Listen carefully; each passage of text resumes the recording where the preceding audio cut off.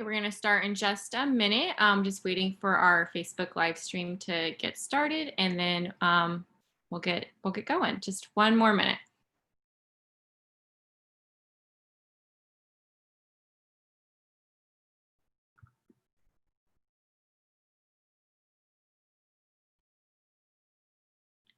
Okay, it looks like we're now live on Facebook. Thank you so much for everyone who is joining us tonight via our Zoom webinar or through the Facebook our Facebook Live.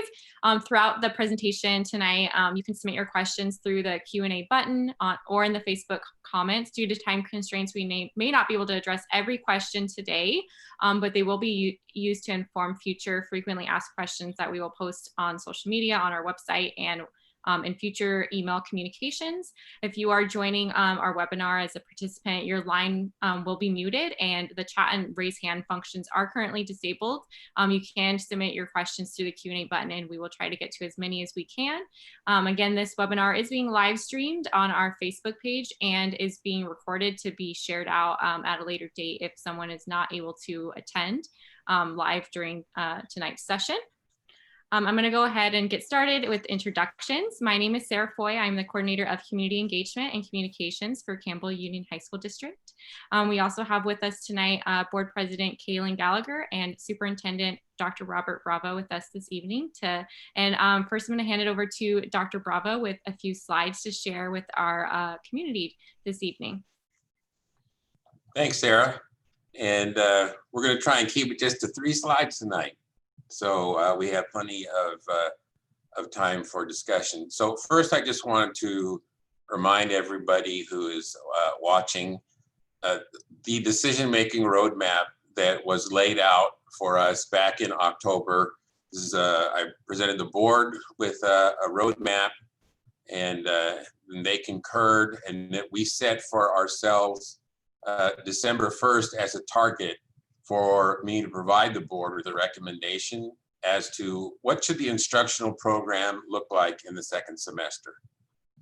So where are we along in this process? Well, in October, we did our initial survey of the community, asking them how they were feeling about possibilities related to doing some kinds of in-person experiences for students. We also reconvened the Lcap Committee, and the Lcap Committee is that group of folks who helped us in September work through the design of our educational program and what we're going to offer and what our goals for the year were going to be. And then I started to collect input from various advisory committees, webinars, talking to other administrators, county, other districts, etc. And then the month of November, this is sort of our chance to do any further deep study into just what's happening and take advantage of any learnings that we can based on what's happening in other districts, what is developing in the world of science, etc. And yesterday, concluded the collection of the parent guardian preference of program form. And part of that form helps us get an idea more specifically of how many families have a very high level of interest in a hybrid program. I have gotten the question from some folks, are they locked in to whatever they selected?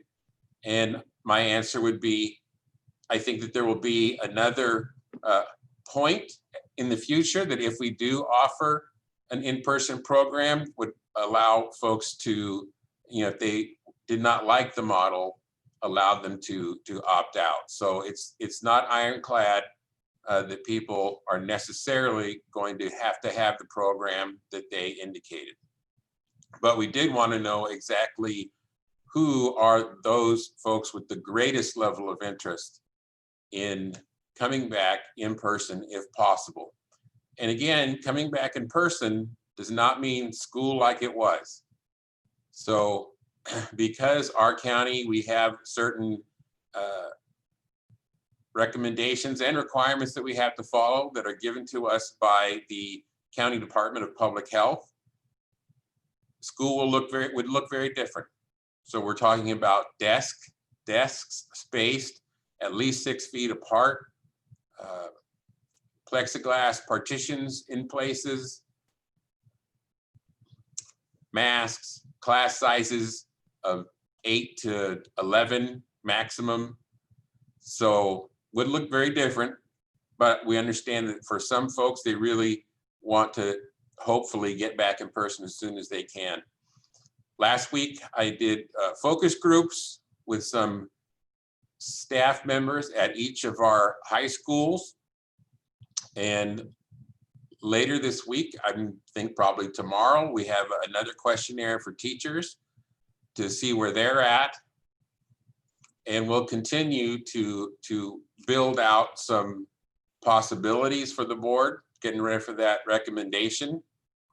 On November 16th, we're going to present a draft of my recommendations to the Lcap Committee to get their feedback, and then we can make any adjustments that we think would be necessary in preparation for that December 1st presentation to the trustees.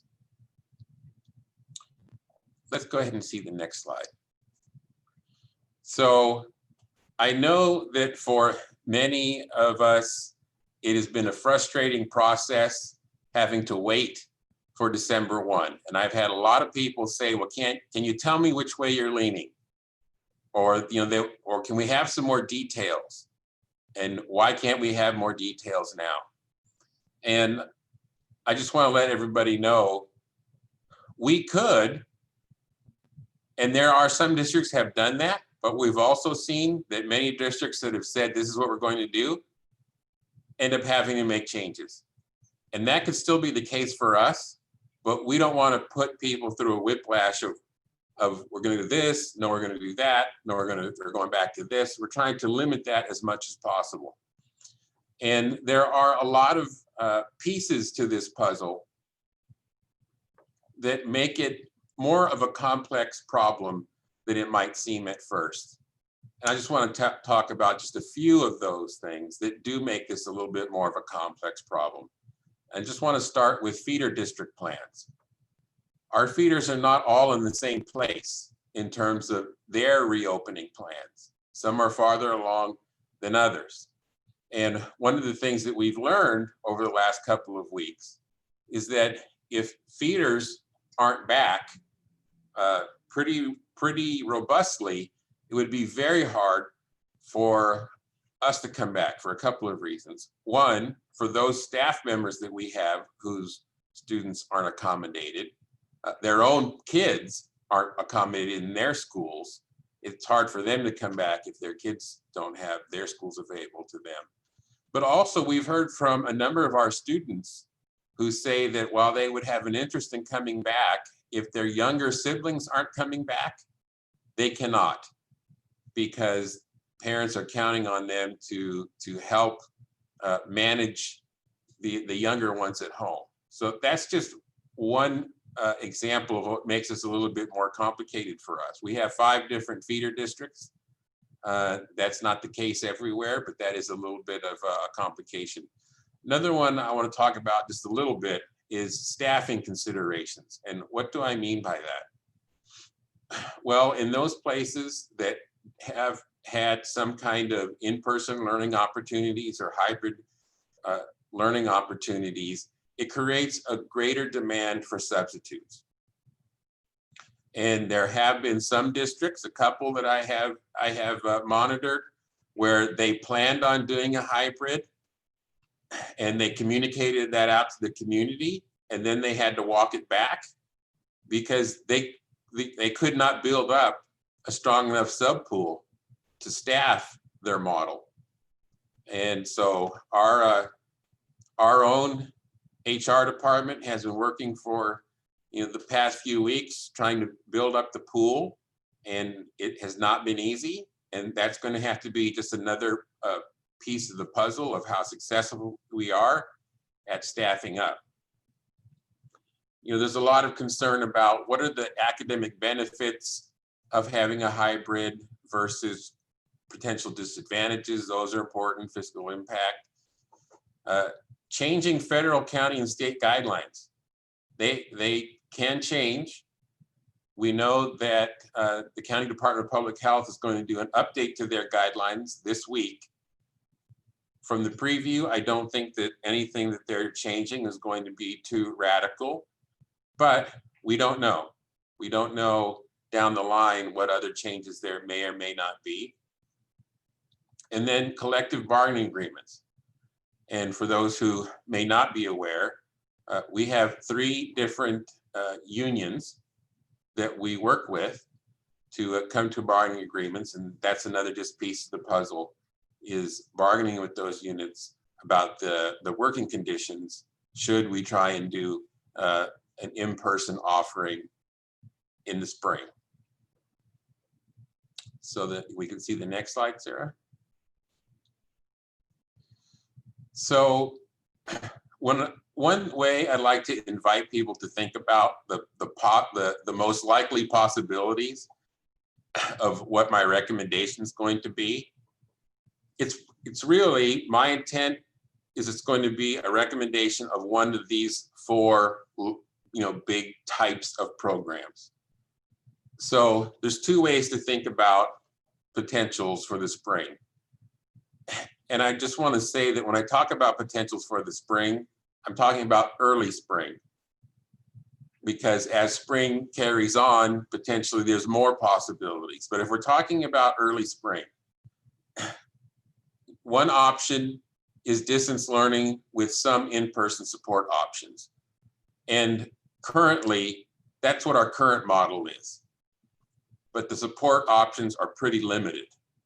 Very few students have access right now.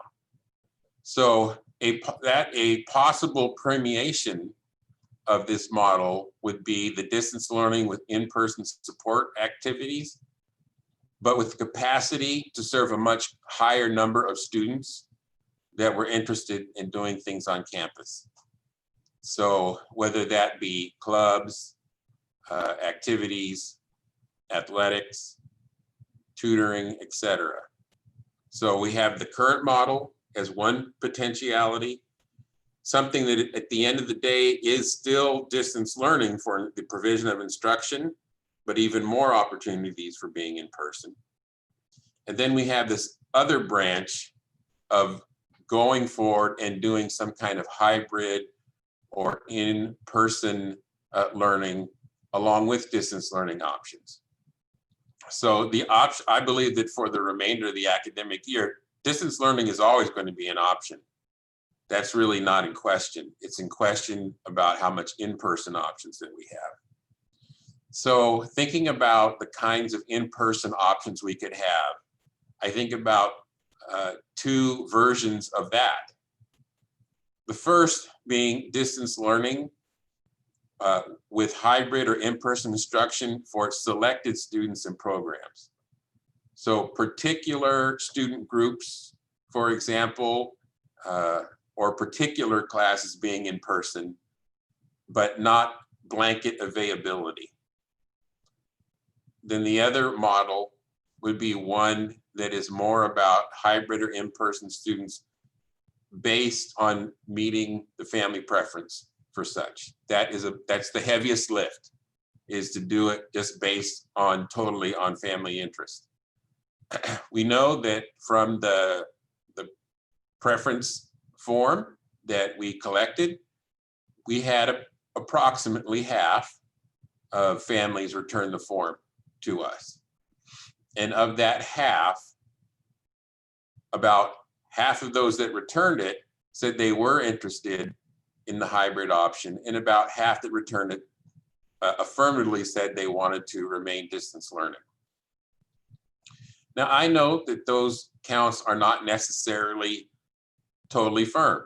I've heard from folks who said, well, I went with distance learning because when I saw the possibility that hybrid learning could require my students, teachers to change, we don't want to take that chance, so we went with distance learning. Likewise, there's some folks who chose hybrid but then have also said that they still would like the option to change their mind. And even over the window of the form being opened, there were some families that changed their response during that week itself. So this is a fluid situation, and we're very clear about that. So I know, again, that people are anxious. They want to know, what exactly that we're going to do. And I just want to remind everybody, December 1st is really what we've always said that was when the recommendation was going to be. And tonight, I just want to share that I think that you could conceptualize these 4 possibilities as possibilities that we will share the details of versions of educational program in these 4 different ways, and that there will be one of them in particular that I will recommend to the board on December 1st. And I think that's all 3 slides. But Sarah, I want you to go ahead and prompt me if there's something I should share that I skipped that you think would be important.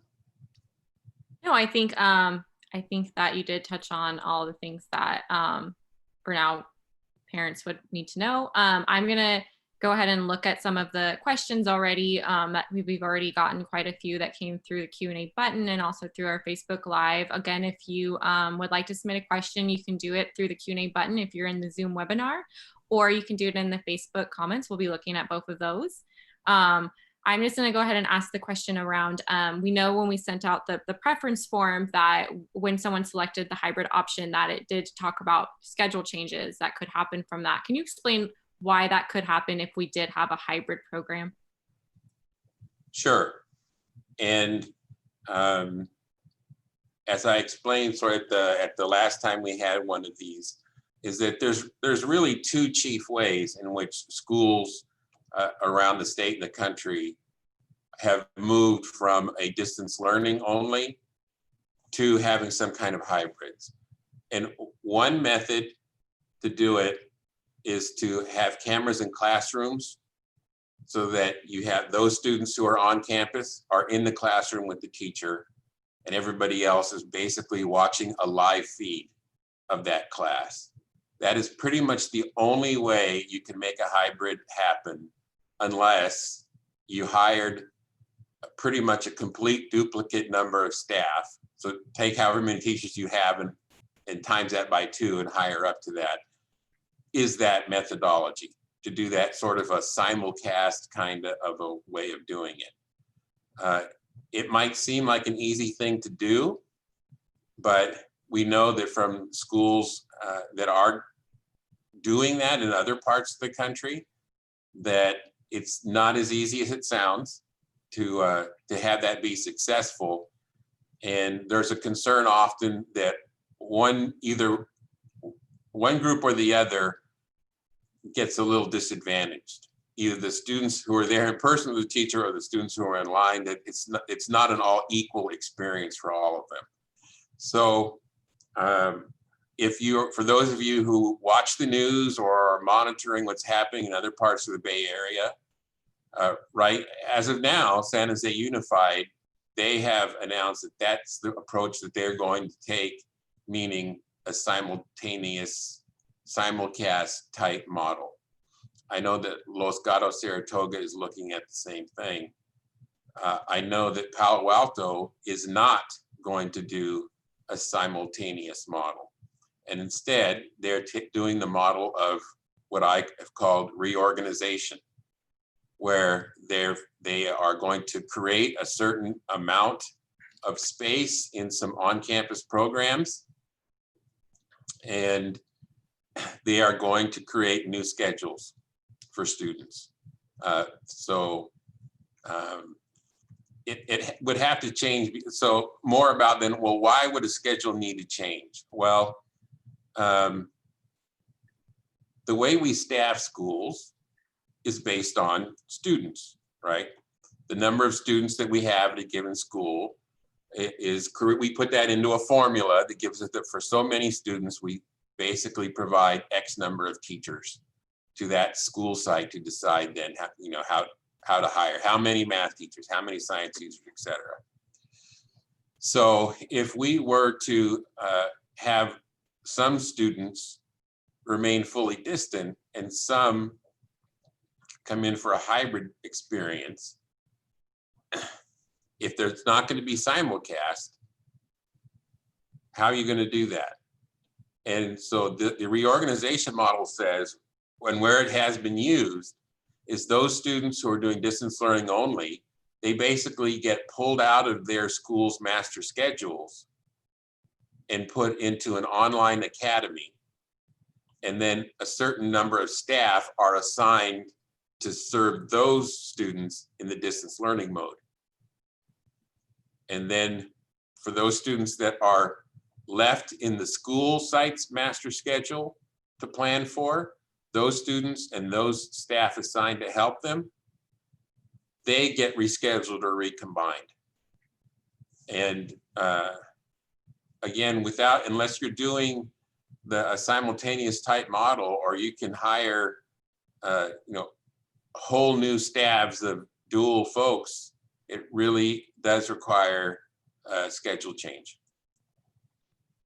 Because I know it's a very complicated logistical operational thing to consider. So thanks for trying to explain that to us in an easier way.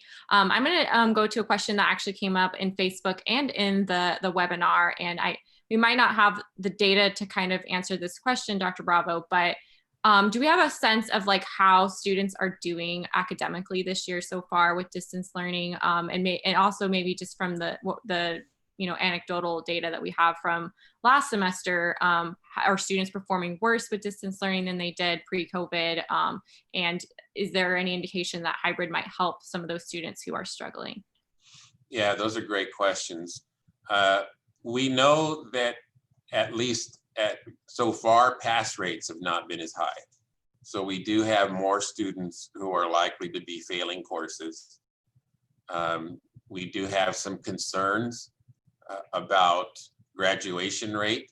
That if we look at the seniors right now, that there's some questions about if we'll be able to maintain the graduation rate. We had a little bit of a fall off this last spring, and will we see that again in June? Is something that we're definitely paying attention to.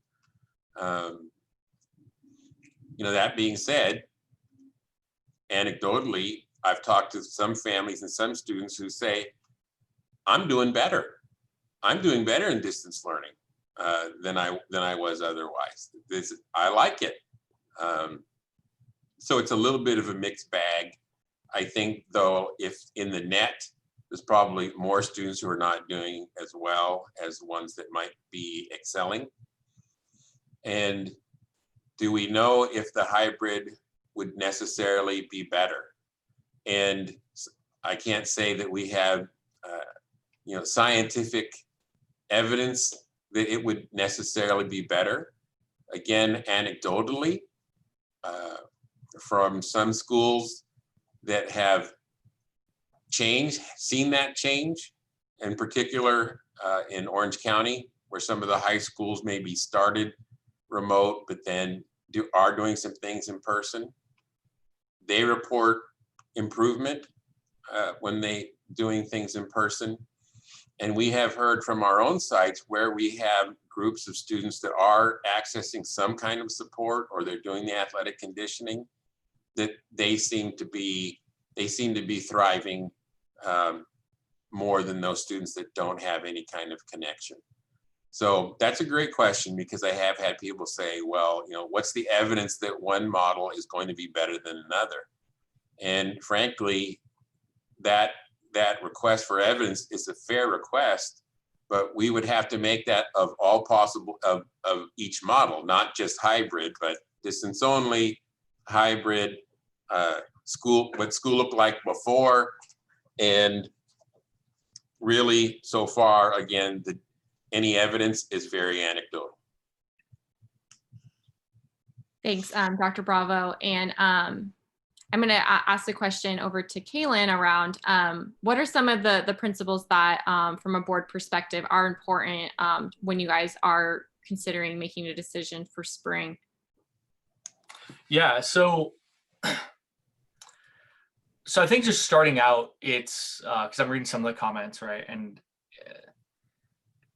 I think this is logistically a very tough thing to solve.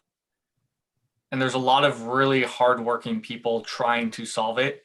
I've been on this board for 8 years now, and ran very highly critical of the district. I ran against the district. I was very critical in my campaign.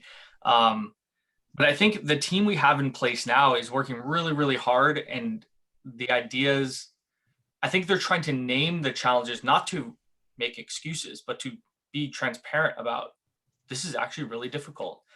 And I think the ideas that people send in help, and I think they're discussed and they're thought through. There's a lot of people really trying to make a plan work, because at some point schools will go back, right? I think from the board perspective, there's really a few things that were really important to us during this period, right? I think the three main things: one, using this time in the fall, there are no public high schools open, and no public high schools in Santa Clara County will open before January, right? So during this time where we're planning what January and beyond is going to look like, we really wanted our staff to go out and understand at a deep level, what do our people want? What do students want? What do teachers want? What do parents want? And now I think we're moving more into like, okay, they've said they want to do something on a survey, but what will they actually do, right? What will actually happen if there's an in-person option for them?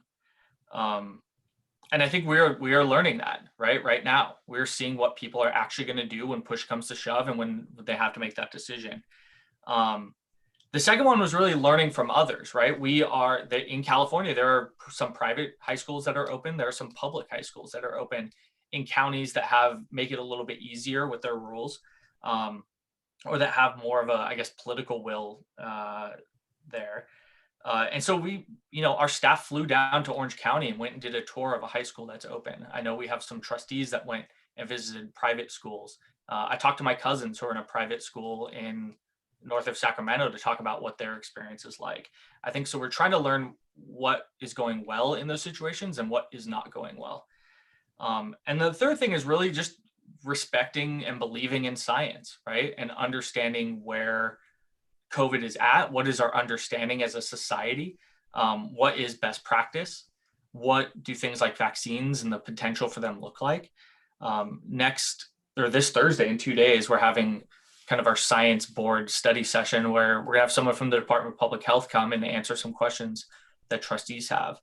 And so those are the things I think that we really expect our staff to be able to produce in their recommendation, is to go through those, understand what is going to be best for kids, and understanding that not everyone's going to agree with it, right? If you saw my inbox, I think you could probably be shocked at the wildly different ways people can interpret the same set of facts. We live in a society now where I think people can really get in a silo and really hear one message constantly, and people living right next door to them can have a completely different viewpoint on the world. And so in that, whatever the decision is, it's not going to please everyone. And that's just the reality. That's okay. So I know I probably went off on sort of a tangent, but I think those are the things that are important. I think that's the expectation of the board, and sticking to a timeline, even though people are calling for decisions now, right? Eastside decided not to go back at all next year. They decided that a month ago. Is that the right call? I don't know, but I think they would have been better served to wait longer. Hopefully December 1st, we'll have a good answer for y'all. Thank you, Kaylin. I've seen a lot of questions come in through the webinar and also through our Facebook Live around how we've been engaging with our teachers. And Dr. Bravo, you've participated in several focus groups over the past week or so that included some of our teachers from the school sites. And we've also done a previous survey. Can you speak a little bit to what you've heard so far from our staff and our teachers, and kind of what how that also is a puzzle piece that we're navigating as we just make a decision on different options? Well, from talking about it with teachers, that I think that when we did the survey looking for comfort level comfort of being on campus at the beginning in October, we had probably around, I would say approximately 70% of teachers said they were not comfortable. And when I did focus groups last week to try and understand more about what are the factors that add into that, any potential feelings of comfort or discomfort. So what makes you feel more comfortable? What influences you to feel less comfortable? And there's a variety of responses out there. One of them has to do with just the trends of like case count, right?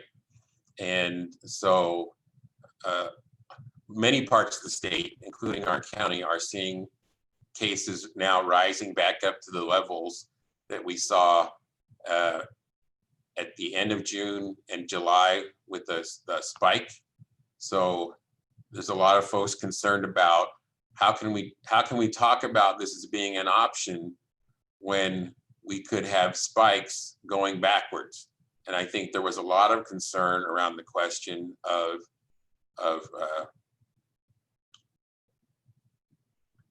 winter holidays, New Year's Eve, those kinds of things, that there's going to be lots of people probably gathering, despite advice from public health that they should avoid doing the holiday gatherings, and that we could be seeing a significant spike.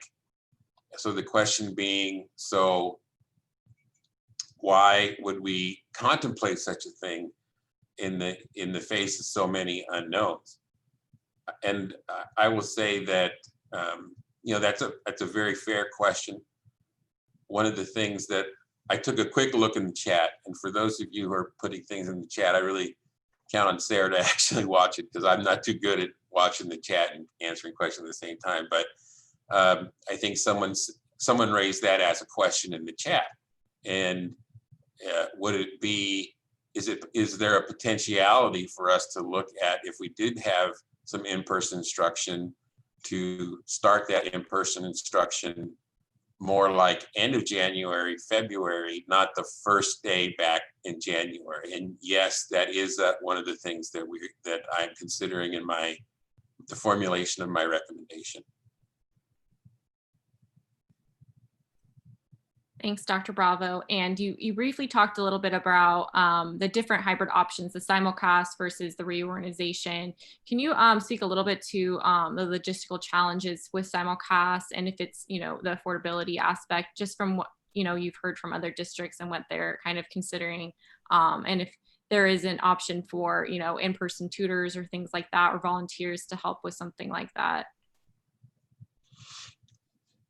Yeah, I don't think that that expense is necessarily the limiting factor on simulcast per se. If we're talking about the technology necessary, I think that we have a lot of technology in place, and believe that any additional technology we would need to do it is affordable.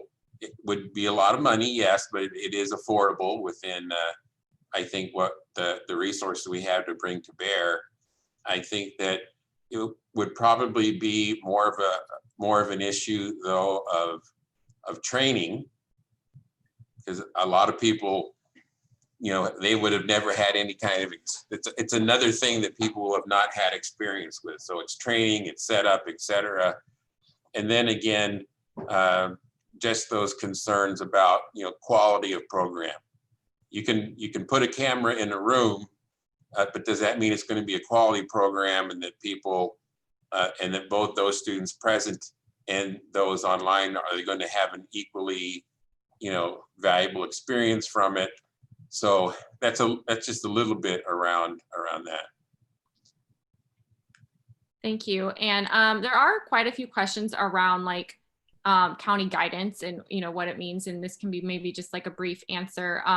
Is there currently requirement from our county to have COVID testing, or is there any consideration to provide some sort of testing option if we do have hybrid next semester or beyond?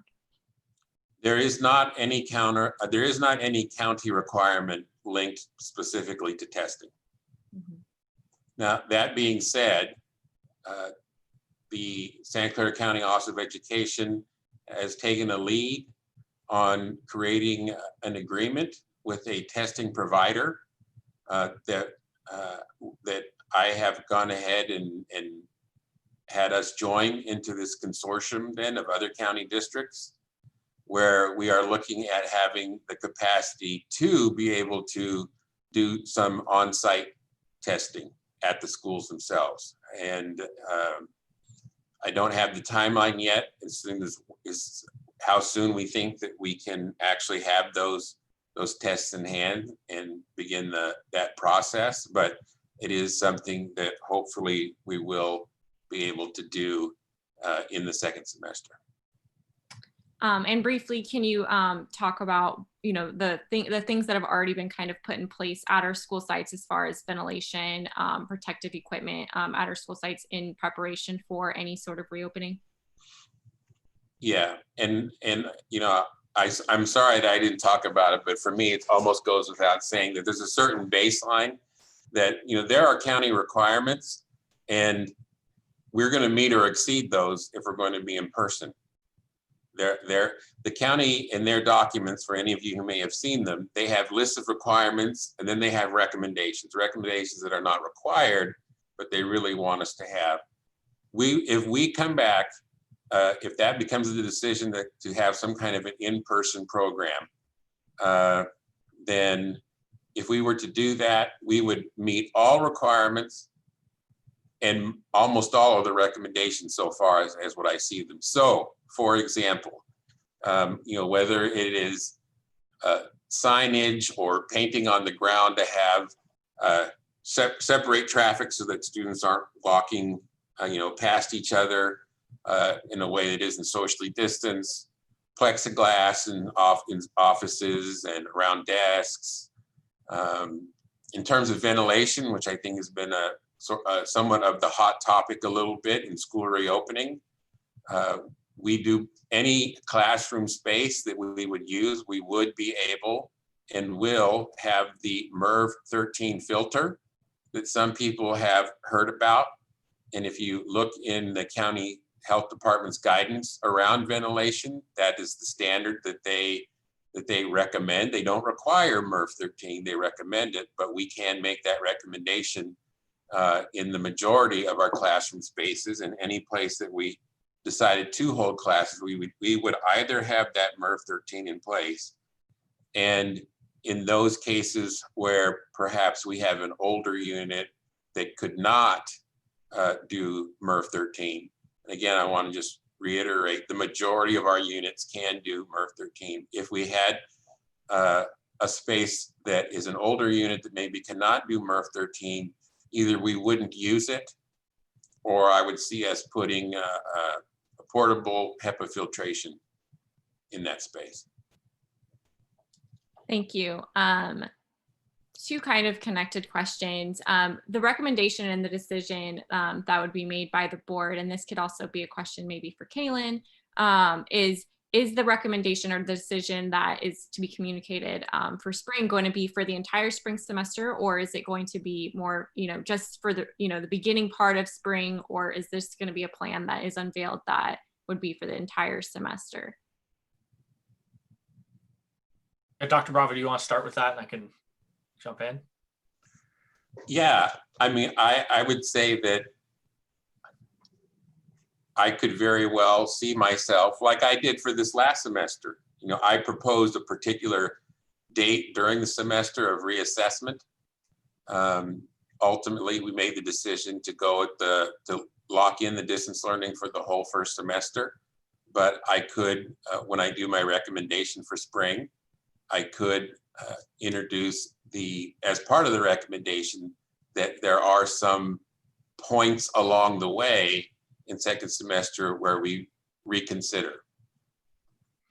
Yeah, and I'll just add, and I'm speaking for myself, not as the entire board, but I think there is wisdom to having points, but you don't want that point to be once a week, right? Because then it's chaotic.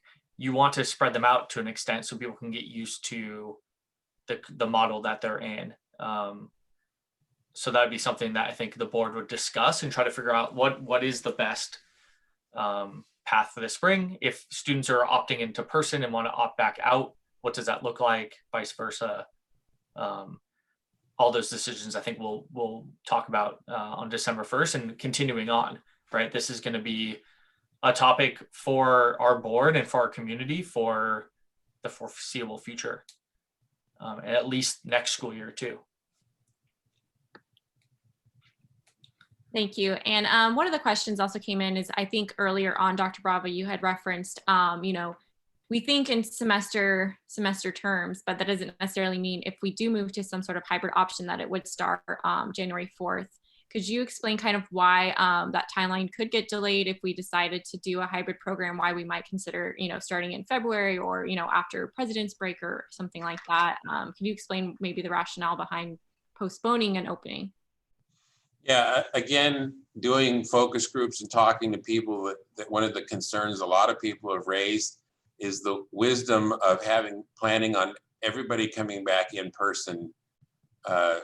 I think our first day back is January 4, right? So if over the holidays, whether it's Christmas party or New Year's Eve party, if there's going to be, if people do not adhere to social distancing, if there's a spike, that that spike's going to be starting just as January 4th comes along. So, they've raised this question of, are you sure we wouldn't want to just at least give it 2 weeks to, so that to make sure that the spike is not so great, that it's not something that we would want to do.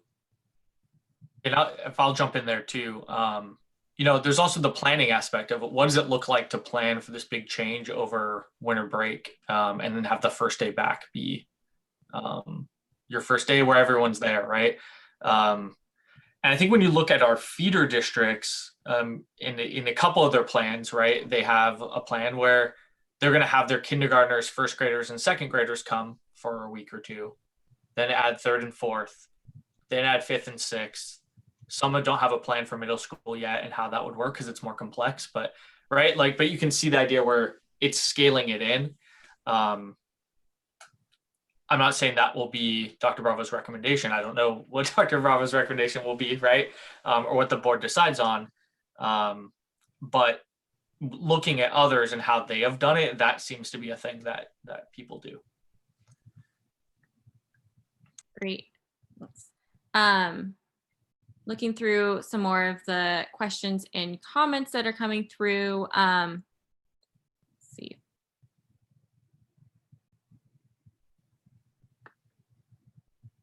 One of the questions that came through a couple times through both the webinar and through our Facebook Live is, if a student does start in hybrid and it ends up not working for them, would they have the option to go back to distance learning, and vice versa? If someone starts with distance learning and they really would like to participate in hybrid at some point next semester, would that be an option? What is the flexibility in people being able to change their options or their decisions once the decision is made?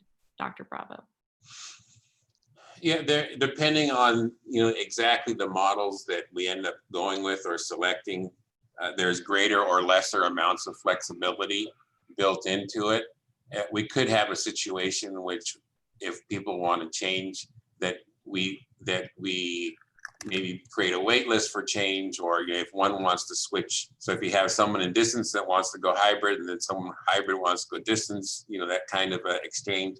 So there could be some opportunities, but I do not see that we would be able to do unlimited opportunities for change. And one of the things you've said before, that it is much easier for somebody to go from hybrid to a distance learning program versus vice versa, because of the limits that we have for spacing and things like that for that program in particular. Mm-hmm. Mm-hmm. And I want to just mention too, Sarah, I think I saw in the chat when I looked in it a little while ago, I think someone asked, well, why is it that Orange County has schools that can do this and that we aren't? And it's a combination of factors. Every county department of public health can have different standards that are expected to be met. So from we had a couple of my administrators go and take a look at his high school in Orange County, and they are not putting desks 6 feet apart. And that radically changes, how feasible it is to do hybrid. If you're willing to have students not actually 6 feet apart in the class, that really changes things. So, part of it is difference in public health rules, county to county. And frankly, in some ways, Orange County has been able to pull it off because in some districts, there was a much higher level of agreement that it's something that folks wanted to do. And, if we remember that during the summertime, in particular, the Orange County was sort of the leading county when it came to of the urban counties where resistance to mandatory mask wearing, right? So, how people feel about whether their politics or how they lean about things, that matters a lot. And from what my understanding is that at least in the district that my administrators visited, where they were able to do a pretty robust hybrid program, they had a critical mass. They had a clear majority of parents, students, and teachers wanting to do it. So, it's a combination of factors what makes us different. And can you also speak to a little bit around, you mentioned, with holidays that there could be spikes, and we, before this meeting, we had discussed that, Santa Cruz County and Sacramento County and San Diego County have actually moved back a tier. Can you explain how that might impact any plans that we have? Right now, we know that Santa Clara County was in orange tier. What if we move back to red or purple? How does that impact planning? If we move back to red, we could still do in-person instruction. That's still an option open to us. When you've moved back to purple, that option may not be available anymore, depending. It becomes at the discretion of the county's Department of Public Health. And I know there's also been a lot of discussion around vaccines, in particular in the news today. Have you heard anything from the county around if vaccinations would, be required or anything like that from what you've heard so far? No, that has not come up so far. And for those of you that didn't catch it in the news today, but Pfizer is indicating that it looks like their vaccine has about a 90% effective rate, which is really more than many people would have hoped for. It's really great news. And Pfizer has also indicated that they believe that it could be available to the public at large around as early as March.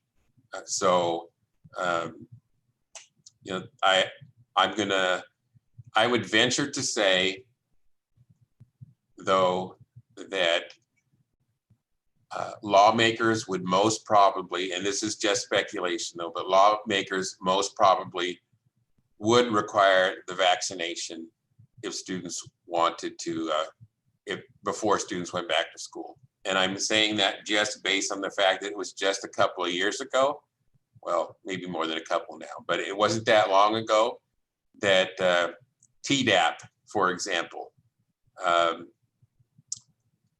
became one of those shots that students absolutely had to have to enroll back in school. So I know that there will probably be some folks who are weary of vaccination, don't want to do it. It's again speculation. I think that lawmakers could very well make that not an option. And if I could just address like something like a theme I've seen in the chat about, are we talking to other districts in Santa Clara County? And the answer is yes, very much yes. Dr. Bravo even put together the meeting of superintendents last week and called it, right? So that people could share information, right? We're trying not to operate in a vacuum. I think that's the expectation the board has set. And I think that's the the natural inclination of Dr. Bravo and his entire team is to learn from others, especially those close to us. I would caution people, though, when some districts are good at putting out press releases that say things like, we're coming back. And then when you read the fine print, it says, subject to a vote on December 30th, right? That's not a sexy headline. No one's posting that headline, right? But when you look at these districts, you really have to understand, is it just a press release? Or are they just saying it? Or do they have like a real plan behind it? I think it's just going to be important to watch over time. And yeah, we're going to learn from the best and brightest all around us. We live in Silicon Valley, one of the like greatest places on earth. We should be able to figure this out. So anyways, I just wanted to add that. Thank you. And sorry, I don't know if Dr. Bravo, you wanted to add something there. Oh, I was just going to say, as I mentioned earlier, I talked a little bit about what other districts are looking at for spring. There are some that right now, they really don't have any plans to do a kind of in-person. I think that, for East Side, they have, that's not where they're moving at. Fremont Union right now, they feel that the demand for in-person or hybrid is low enough that they really aren't making plans right now. They're gonna, Fremont Union is gonna, Union High School, not Fremont on the other side of the camp, but Fremont and Cupertino, they're going to revisit it. They're not saying we're not going to do it, but they don't have plans going into to make a decision related to that in December. So it's a mix. Like I said, Palo Alto, they want to do something in January. They will not do the simultaneous model. They're going to actually reorganize master schedules. Los Gatos in San Jose are talking about doing more of the simulcast model. And some other districts, whether it's Mountain View, Los Altos, or Santa Clara, Gilroy, they have not decided yet. And I know a lot of our, presentations and our discussion has been around the instructional program, but we have gotten a lot of questions from parents around sports and activities, and if this recommendation will also include something for them, and when we'll know if winter sports will be, going in spring. So Dr. Bravo, could you speak a little bit to how this recommendation might also incorporate plans for activities or winter sports and fall, spring sports? Yeah, I think that's going to be tremendously dependent on league. So I know that the league is hoping to have those sports that didn't start back at the beginning of the school year that they go ahead and that they launch in December. I think that's what the league is trying to move towards. And any kind of recommendation I have is really going to be connected to the decisions at the league level, and then the other members of our actual league. Are they going to participate or not? Just another one of those puzzle pieces.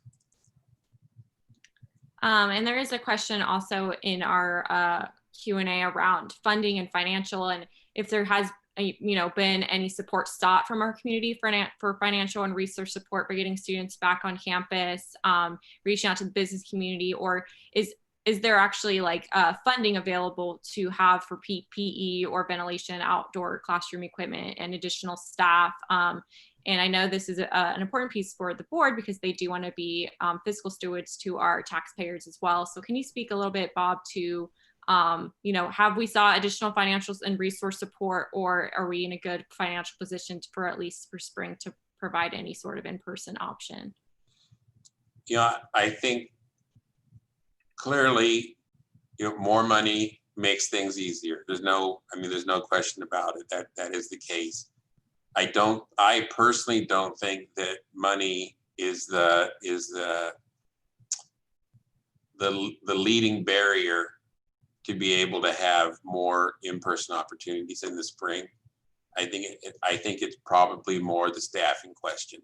And I mentioned this a little bit earlier, that there have been districts that had to call off their plans for more in person because they couldn't staff up sufficiently.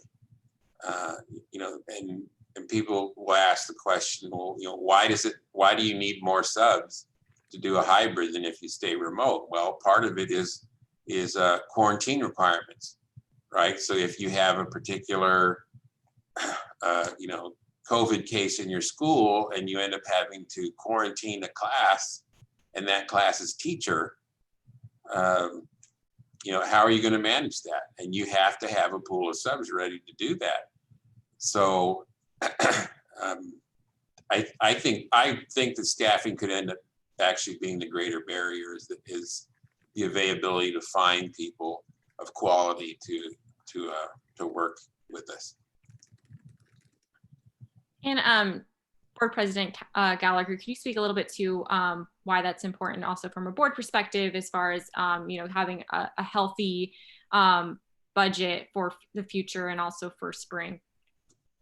Yeah, so I would agree with Dr. Bravo is that money is not the main barrier, or even one of the top 5 probably barriers to getting open in January or at some point in this school year. That said, we built a strong history here of spending money wisely. I think that's been a priority of the board. I think only 15 school districts in the entire state of California have a AAA rated bond, and we are one of them. It's due to spending money wisely and trying to stretch every dollar as much as we can, because although, we're not, I don't know, it's important to the board. I don't know what's going with that thought, but on top of that, money is going to be an issue in this district for the next 2 or 3 years. We went out for a parcel tax that was a little, it did not pass in March. I think probably due to, we had good polling, but things did not go well as COVID started to spike and people are voting with that uncertainty. And we have an $85 a year parcel tax, which brings in about $5 million to our district every year. We asked for it to be renewed just this week, and it did not pass, right? So in reality, if that does not pass, if a renewal does not pass by the end of 2022, we're looking at $5 million of cuts, which is not a great place to be. But what we can do is try to raise that issue again and push it harder. And explain the importance of it. And I think hopefully in 2022, something would pass when we're not in the middle of a pandemic. And this is probably our last question for tonight. And then we'll try to get more questions answered afterward or in a future frequently asked question. And I'm going to have this both for Board President Gallagher and Dr. Bravo is, what can parents do to kind of help in any way that they can? There actually has been quite a few comments and questions just around like what volunteer opportunities, how resources, things that they can do to like help support our district or even support their students in any format. I'll ask Dr. Bravo to kind of speak on that first, on kind of just what is a way that parents can feel like they are helping or supporting our district during very difficult times. Yeah, thank you for that, Sarah. And during the course of this semester, when we first started in this semester, there was no in-person support at all. It was a true 100% distance program. And over the course of the semester, we have started to build greater kinds of access to things that are on campus. We talked about these before, the connectivity centers. There's kids conditioning for athletics or activities, etc. If we were to go down the path of wanting to really expand the availability and the use of our campuses for in-person kinds of activities, then I think we would be ready in the second semester to take a look at volunteers as a way to get to that expansion. I would say that at the beginning of this semester we weren't ready. We didn't know enough still, I think, about how to manage doing some in-person options with all this, with so many staff not present. That's one thing.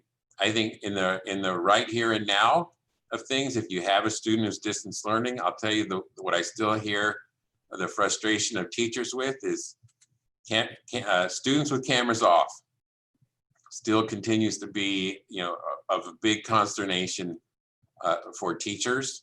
And again, I'll say it, I'm going to admit it, because I spend a lot of time on Zoom nowadays, and if my camera's off, I'll admit it, I'm probably not paying attention as much as if I have it on. So that's something just in the immediate short term. And I have a couple things. I think the first is y'all have been really amazing at helping us understand exactly what you feel and think about all of this, right? Whether it's aspirational towards the future or how things are going now. I think, we received hundreds and hundreds of emails. And I know each board member literally, typically prints them out and actually reads through every single one of them. And so those are not sent in vain. And I think continuing to engage with different surveys and, live streams like this to make sure that your voice is heard as we approach some decision points in December. And as there's going to be a lot more down the line. And then I think the second one is, I was talking to a friend who works in our state assembly, and he was actually saying that not a ton of people are writing their state representatives. I don't know what that looks like for the federal representatives, but I assume it's not incredibly high, right? Because it's easy to think school board, I'm going to email this person, right? Still do this. I'm not saying don't email us, please do. But it would be a shame if our state representatives who control our budgets don't understand what you're feeling and what you think should happen. It would be a shame if our federal representatives did not go into the next round of stimulus negotiations, if there is one, with the idea of, we should probably have money for schools so they can pay for PPE, right? Like, that's the type of thing I think that's my personal ask to you, is let other elected officials know, because they control millions and billions of dollars that could benefit our kids.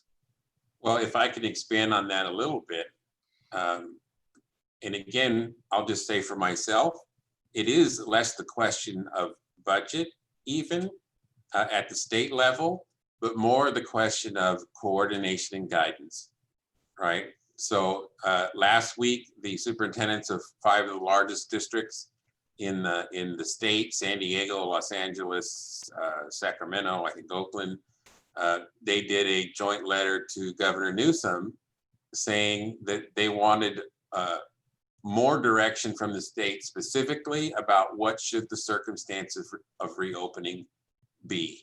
Right now, it's been very much left up to sort of each locality to figure this out.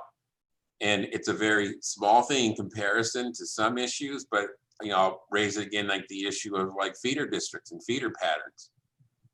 If where you have districts that aren't unified, it's not easy if you have some feeders, again, that may be reopened more than another feeder. What is the effect on our ability then to have our students back in that? So I personally agree and wish that there was a more coordinated effort at the state level. Those are both really great points. And I did want to just mention that we did recently post on our social media feed, and we mentioned in our last community newsletter a couple different opportunities for parents if they are wanting to get more involved. We have tutoring positions, bilingual aids, substitutes that we're always looking for as we are trying to continue to support our connectivity hubs at the sites. And those are definitely pools that we are always going to be trying to fill. So please look at the last community newsletter that we sent out, and also on our Facebook and Instagram. We posted some links to apply or look into if you're interested in becoming more involved. All right, I think that kind of wraps up what we're able to accomplish tonight. And I know there were still a lot of questions that we didn't get to, and we will look at all of the questions that were submitted and we'll produce future communications on those things. We really appreciate everybody who has been providing questions and input and comments. We look at all of them, even if we don't mention them in these webinars. Please know that every email and every comment that we get is really important to us. And we look at them, and it will be a part of the decision-making process. And I just wanted to, hand it over to Dr. Bravo or Board President Gallagher for any final words or thoughts before we end tonight's session. I just want to thank you, Sarah, for plugging that tutor position. We have that flying out there. So for parents, it's not even volunteering. We're willing to pay a little bit to get some folks to do in-person tutoring. Great. Yeah, and I would just say thank you to everyone. Just echoing what I said before around, continue to keep emailing us, keep sending in things on the surveys.